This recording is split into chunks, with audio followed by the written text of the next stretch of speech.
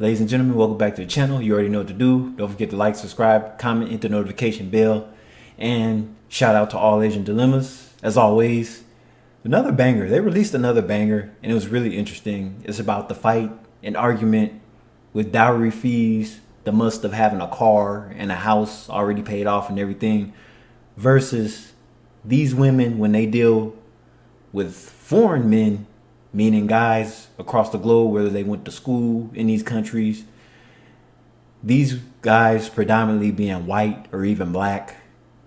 This pisses Chinese men off, as once they find out the past guys that they dated weren't Chinese, they despise of these women now. And not only that, when these Chinese women deal with these foreign men, they don't require half the shit that they require from their own Chinese men. Let's get into it.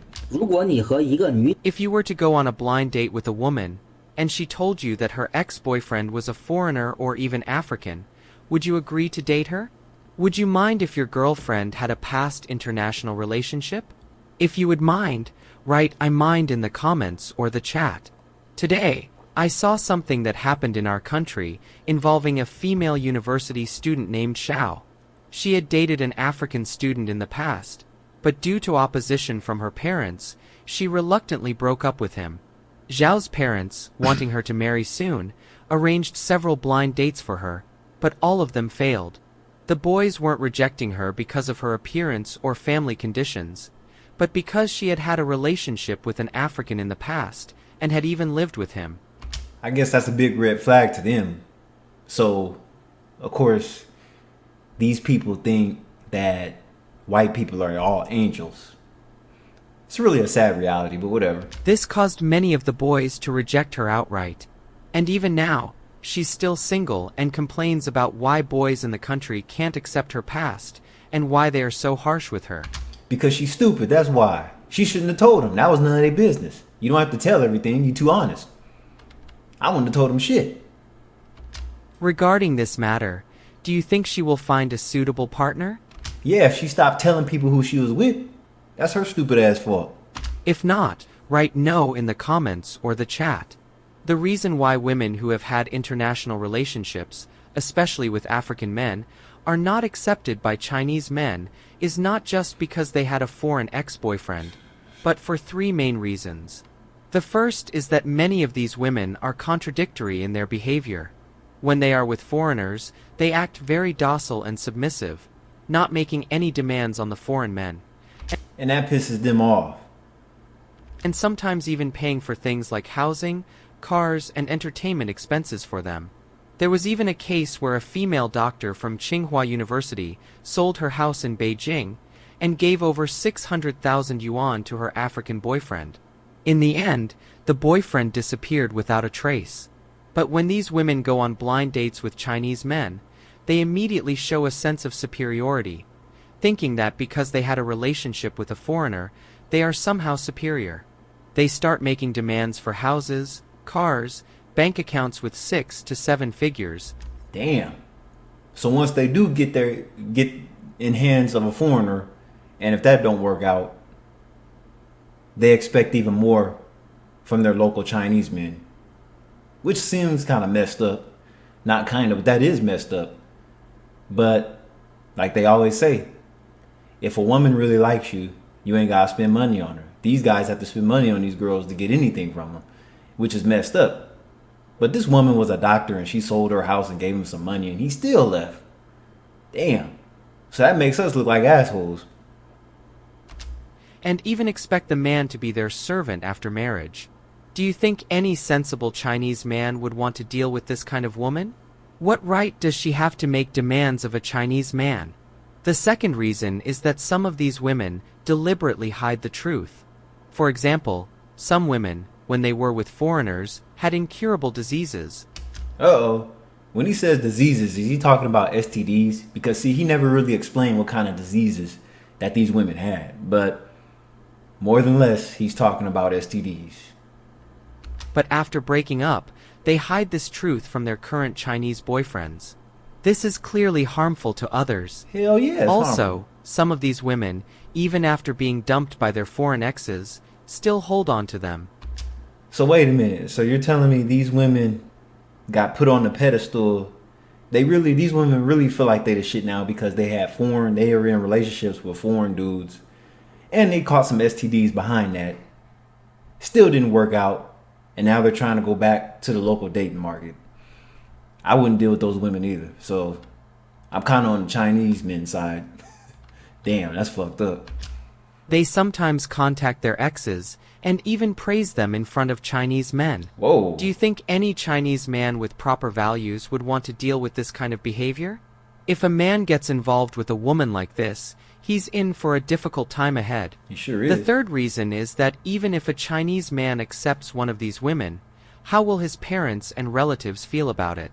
Who can guarantee that the man's family will approve of this marriage? In fact, many Chinese parents with solid values take their children's future very seriously. Women who show dubious behaviors, who are overly obsessed with foreigners, simply won't be accepted. See, in Western culture,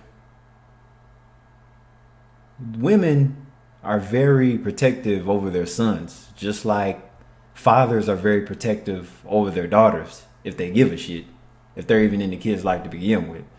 But damn. Moreover, many Chinese men already understand that even if they choose a woman like this, there will be many conflicts in the future, especially if these women have diseases or continue irresponsible behavior after marriage. Not only would this ruin the man's happiness, but it would also have serious effects on the next generation. It's a fact that making the wrong choice often harms future generations. So, the reason why these women with international relationships are not accepted by Chinese men is not because of prejudice, but because of the contradictory behaviors they often display in real life. With these behaviors, they can't expect to be accepted by Chinese men. The choice is theirs, but they have to live with the consequences. Additionally, I also advise women who dream of international relationships not to be fooled into thinking they will find their Prince Charming. And a lot of those relationships are temporary, especially if they're long distance. That shit's not gonna work out. And they know this. So basically, these men look at these women as disposable because they wasted time doing this. Now, this is equivalent to back in the West. This is all over the world. The woman is always gonna choose the bad boy first. So after the girl gets all used up by the bad boys, as she ages and gets older into her mid-30s and up, she's going to look for some nerd that has their shit together. And now these guys are rejecting these older leftover women because they didn't have all their fun. They're all used up. So now it's like, here I come. I liked you all along, but I just wanted to mess with all the bad boys first. So they're like, nah, we don't want you. Most international relationships end in unfortunate ways. True. Once they have had this type of relationship, it will be nearly impossible for them to be accepted by Chinese men again, unless the sun rises in the West. In the West.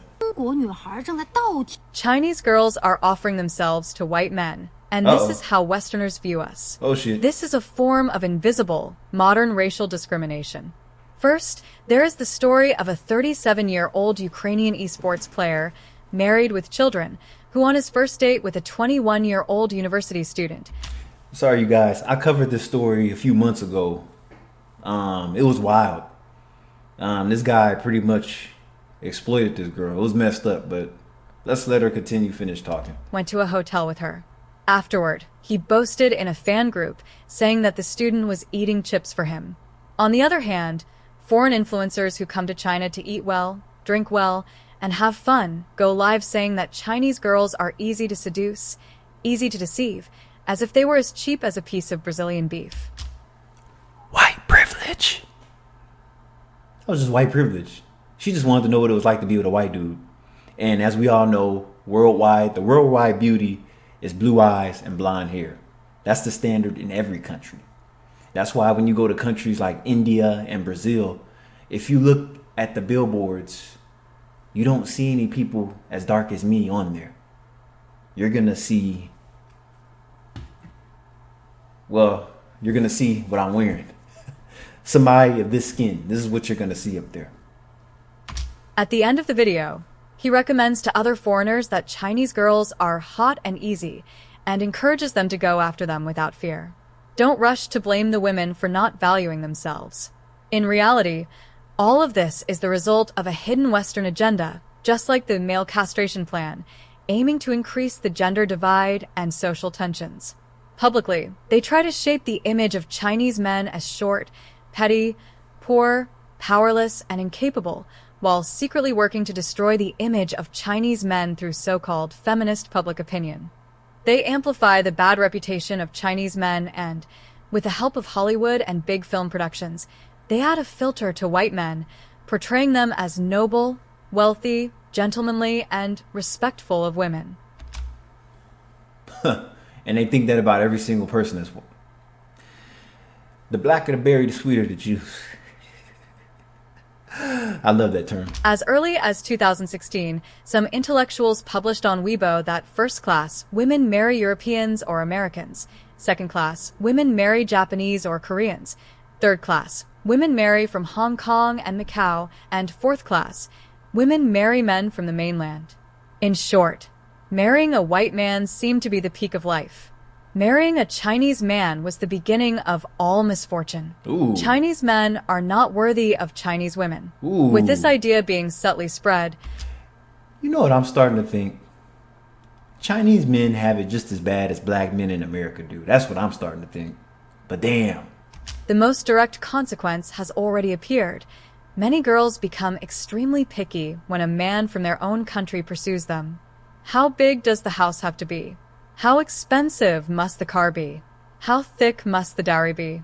Otherwise, it's a sign he doesn't love her, doesn't value her. But when it comes to foreign men, they don't ask for anything about the house, car, or dowry.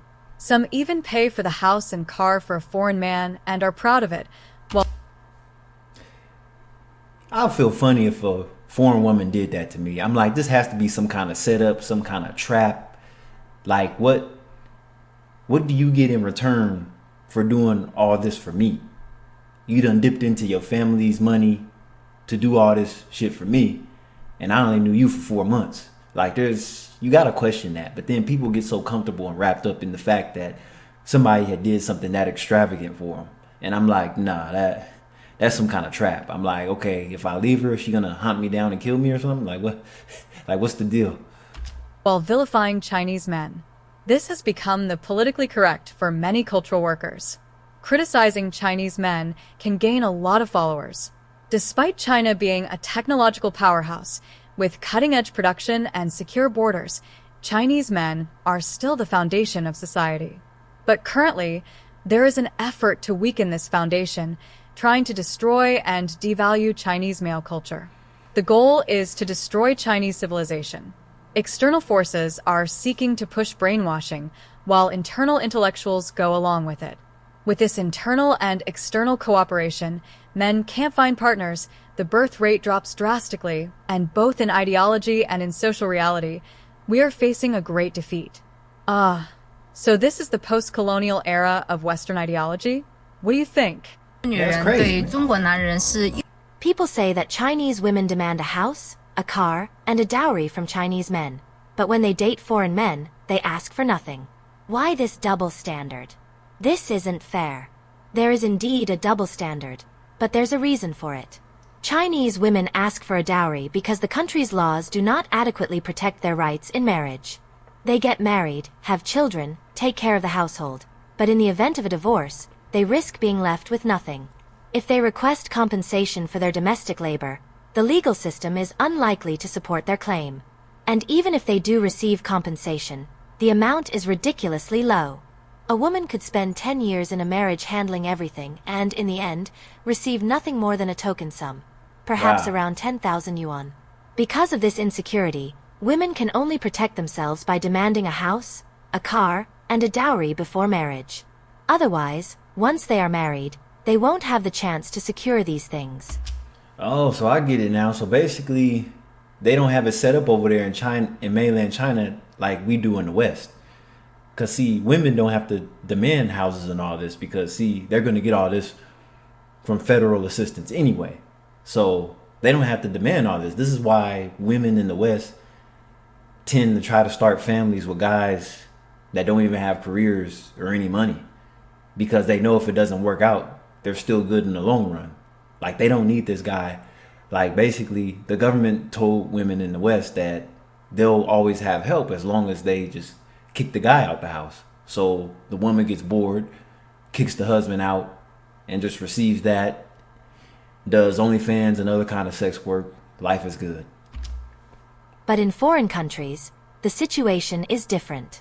Almost all Western countries, as well as Japan, South Korea, and even Hong Kong, Taiwan, and Macau, have spousal support laws. This means that after a divorce, a man is required to pay alimony to his ex-wife until she remarries.